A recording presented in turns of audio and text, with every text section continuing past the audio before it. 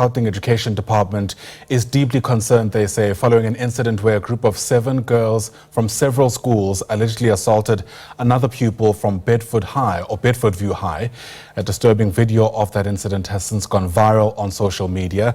The group of girls have since appeared in court, we understand, where they're facing common assault charges. Let's get you a sense of what else the department has to say about this, bringing their spokesperson, Steve Mabona, with us here at our Auckland Park studios. Steve, thanks for popping by.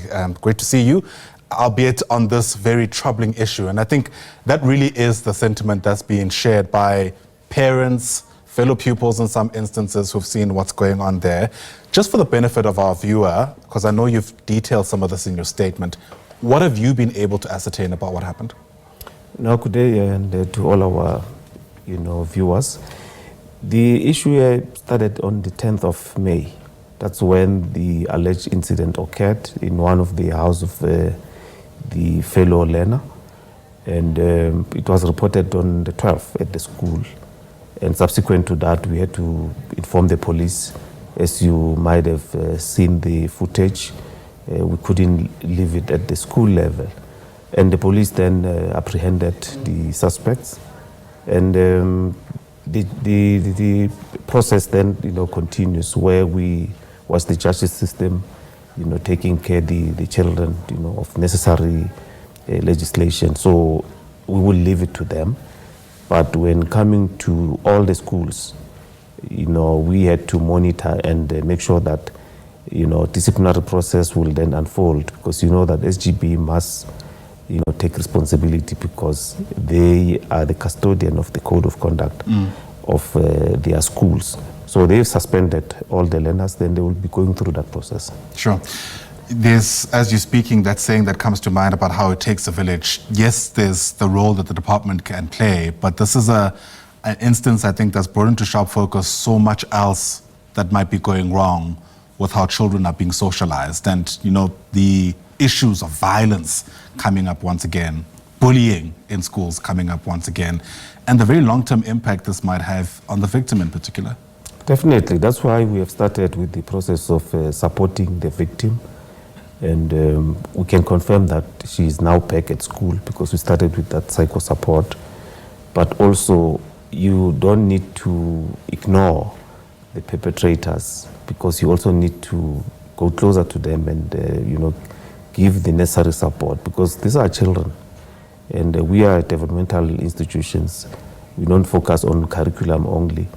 We also assist in terms of nurturing these children. That's why we will then, on a continuous basis, call upon parents to work with us and make sure that we instill discipline in our children, and also look at the society.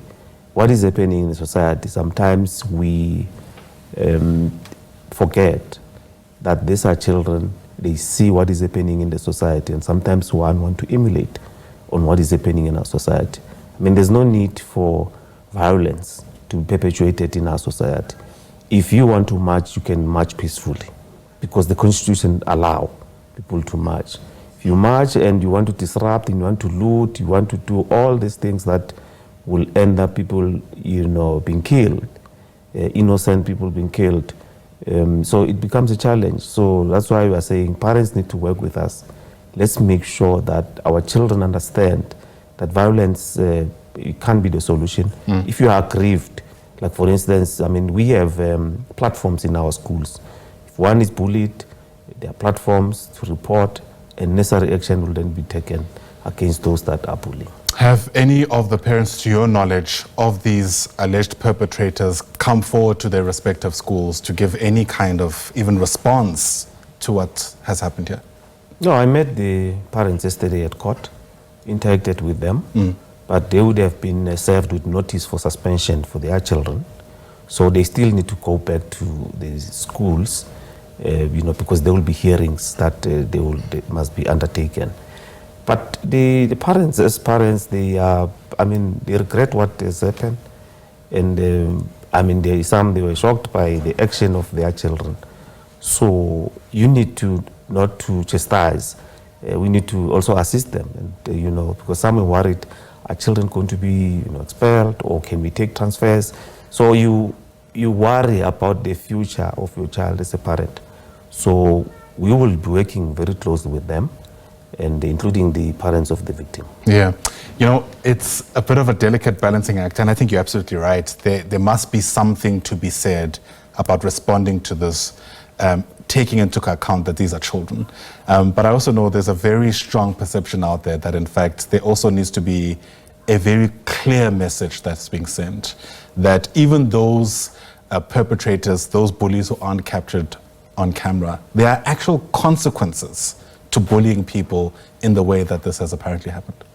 Definitely. I mean, for the fact that the police arrested them, it should be an indication that all other learners must see that if you do this, you're going to be arrested and you will end up appearing in court.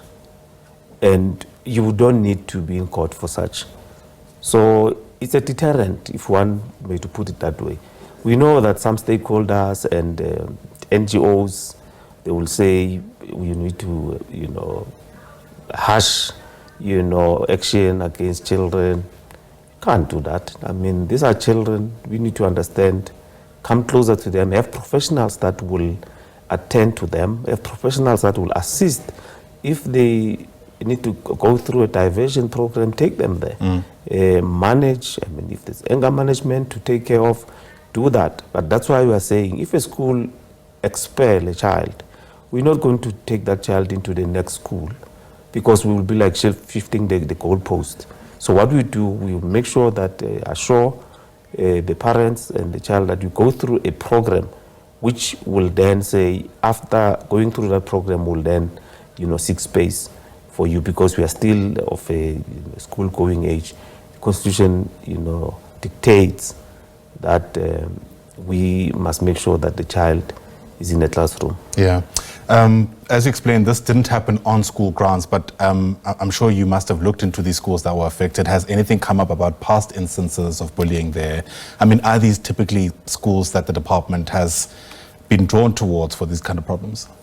No, well, for the first time, we have an incident in Bedfordview High, but you'll recall that we did have some incidences in Queens, Kensington for the first time, well, Phoenix College as well for the first time. But that's why we will then go closer to the school and say, what is it that we are doing? And they've started with the processes, and we'll support them and make sure that necessary action is taken, against the alleged perpetrators, but also, support all of them, like as we've indicated in our statement. All right, Steve Mabona, it's a difficult task ahead, and hopefully we get it right, because of the impact this has, quite frankly, on everybody, including the school society. So thanks very much indeed for popping by.